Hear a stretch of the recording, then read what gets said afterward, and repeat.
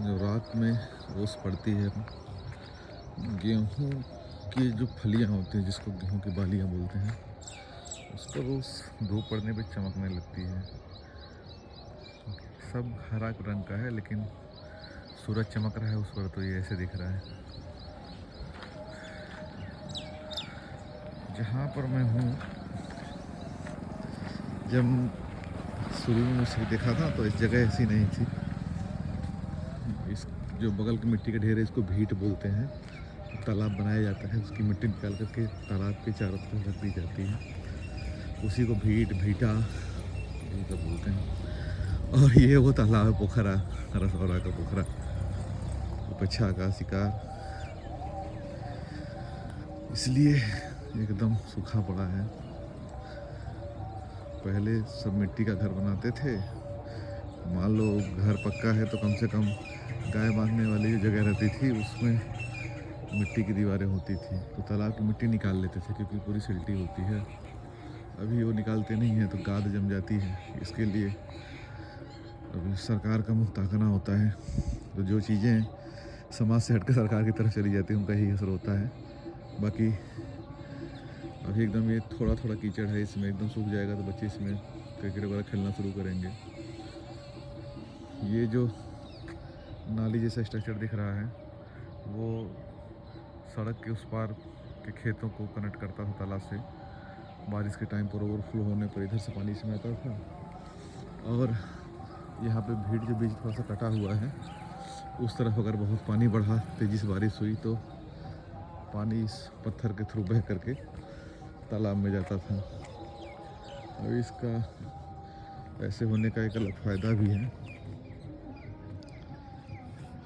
फ़ायदा यह है कि थोड़ा बहुत सिल्ट वगैरह इन पत्थरों पर ही इकट्ठा हो जाती है।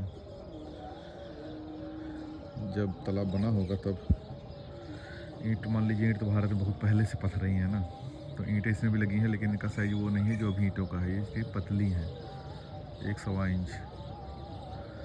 इसको यहाँ पे हथिया बोलते हैं। ये जो टूट गया है पूरा, ये इस तरीके का पटिया पत्थर इसे पड़ा रहता था, तो इस पे बच्चे दौड़ते हुए जाते थे, वहाँ एकदम उस किनारे से तालाब में जंप करते थे। अभी आसपास के गांव वालों को थोड़ा बहुत इंक्रोचमेंट भी है, यहाँ पर उपले वगैरह पास रहे हैं, झोपड़े लगा रखे हैं, ट्रैक्टर है। ये पेड़ जो बरगद का सामने दिख रहा है वो शायद मतलब तालाब के भी पहले का, क्योंकि कहानी जो है ना, पीछे मंदिर है, कहानी वही है कि पहले जब शादियाँ होती थी आज से 100 साल पहले, तो हमारे कहावत कही जाती थी कि भूसा ढो लीजिए मगर शादी में मत जाइए, क्योंकि बारात में जाना कठिन काम होता था, पैदल जाना है, 2-4 बैलगाड़ी, 1-2 घोड़े, एक पालकी दूल्हा दुल्हन के लिए, बस इतना ही होता था।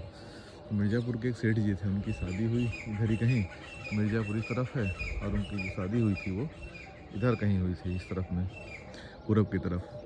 तो वो दुल्हन लेकर के आ रहे थे, रास्ते में बारात एक जगह विश्राम करने के लिए रुकी, डोरी रुकी, तो इसी पेड़ के नीचे सेठ जी सोए आराम करने के लिए। तुमको इस पत्थर पर सोए थे, उनको सपना आया कि ये पत्थर जो है पीछे साइड भगवान की मूर्ति है हनुमान जी की, उसको आप निकालिए। उन्होंने उसको निकाला और वो मूर्ति पीछे जो सफ़ेद स्ट्रक्चर दिख रहा है, पीछे हनुमान जी का मंदिर है, वो पुराना स्ट्रक्चर था पहले, अभी थोड़ा सा प्लास्टर वगैरह किया है। अगर इसमें दिख पाए, ये जो दरवाजे जैसा दिख रहा है, ये पहले दरवाज़ा था यहाँ पर, बाद में इसको ईंट लगा करके बंद कर दिया गया। तो उन्होंने वो मंदिर बनवाया। ये वाइट वाला स्ट्रक्चर दिख रहा है पत्थर का, ये धर्मशाला बनवाया, और एक धर्मशाला आगे साइड भी है, मंदिर से भी जुड़ी हुई धर्मशाला है। धर्मशाला मतलब सराय आते जाते लोगों के, जिसमें दरवाजे नहीं होते थे, बस आप के रात्रि विश्राम कर सकते हैं। और सबसे बड़ी बात ये थी कि जब उन्होंने वो मूर्ति पलटवाई तो उसके नीचे उन्हें काफ़ी सोना चांदी मिला, उससे से उन्होंने मंदिर निर्माण करवाया, ये तालाब खुदवाया।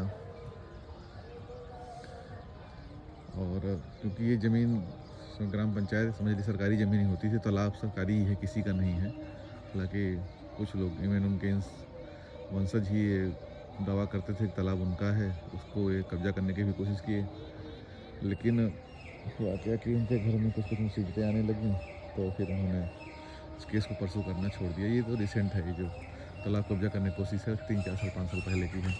तो ये बरगद का पेड़ उतना ही पुराना है या उससे ज़्यादा पुराना है, इसकी कुछ डालियाँ पहले बाहर तक लटकी रहती थी, वो सड़कें भी टूटी, कुछ को काटना भी पड़ा, क्योंकि इसमें क्या पेड़ को सपोर्ट नहीं मिल पा रहा है। अगर मैं कायदे से दिखाऊँ तो इसकी जड़ें हैं, उसके नीचे की मिट्टी बारिश से कट गई है, और जो सेकेंडरी रूट्स होती हैं जो पेड़ से निकलती हैं ना, वो ज़मीन पा करके उसको सपोर्ट नहीं दे पाई अभी तक। तो ये इस बरगद की कहानी है। और ये है वो तालाब, इसको बोलते हैं रसौरा का पोखरा। लोकेशन मैं कोशिश करूँगा डाल दूँगा इसमें कभी डिस्क्रिप्शन में। और उधर से सामने पूरा पीछे तरफ खेत है, कुछ दूरी पर यहाँ का एक फेमस मंदिर है। ये जो क्षेत्र है ना, हमको लग रहा है बहुत पहले से हनुमान भक्त रहा होगा, क्योंकि यहाँ पर भी एक मूर्ति पुरानी मिली हनुमान जी की, और पीछे भी एक थोड़ा दूर पर एक मंदिर है। थोड़ा दूर बोल रहा हूँ तो थोड़ा ही दूर है वो, ज़्यादा से ज़्यादा यहाँ से 400-500 मीटर, उसमें वो बरगद के पेड़ के नीचे ही मंदिर था।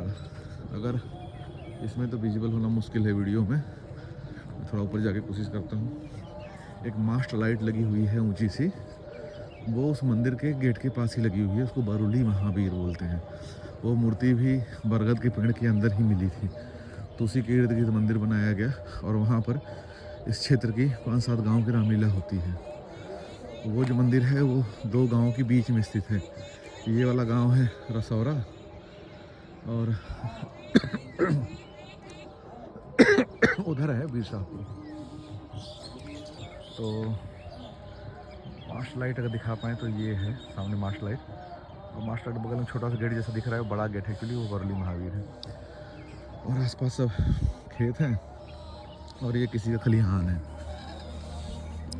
और बचपन में हम बहुत खेला करते थे, और बरली महावीर जाने के लिए इधर एक पैदल रास्ते का प्रयोग करते थे। वो रास्ता अभी भी है, इवन बाइक वाले भी, ये जो कच्चा रास्ता दिख रहा है ना, इसे बाइक वाले बाइक भी लेके चले जाते हैं थोड़ा अंदर तक। बाकी बड़ा परिवर्तन यहाँ पर आसपास के जो स्ट्रक्चर हैं ये सब हैं। ITI कॉलेज, लॉ कॉलेज, जिसमें कोई पढ़ता नहीं है, क्यों बनाया गया है बहुत ऑब्वियस होगा, सब कुछ बैलेंसिंग के लिए है। तो और हाँ, ये पेड़ जो बड़ा सा दिख रहा है ना, बड़ा मतलब काफ़ी बड़ा दिख रहा है, वृक्ष जैसा, ये वो पेड़ है जो पहले झाड़ी होती थी ना, ये बेर है। अगर दिखेगा तो फल आपको शायद इसमें दिखे वीडियो में, ये बेर का पेड़ है, ये इतना बड़ा हो गया है। नॉर्मली छोटी छोटी झाड़ियाँ होती हैं इसकी, बस समय मिलना चाहिए। ये बेर का पेड़ बहुत पुराना है, 60-70 साल का होगा, मतलब बहुत छोटे थे तब भी था, क्योंकि बहुत धीमे धीमे मोटा होता है। तो यही था ये रसौरा का पोखरा, और उसके आसपास की चीज़ें। अगल बगल एक दो जगहों पर आंतरिक मानस का पाठ हो रहा है, उसकी आवाज़ भी आ रही है।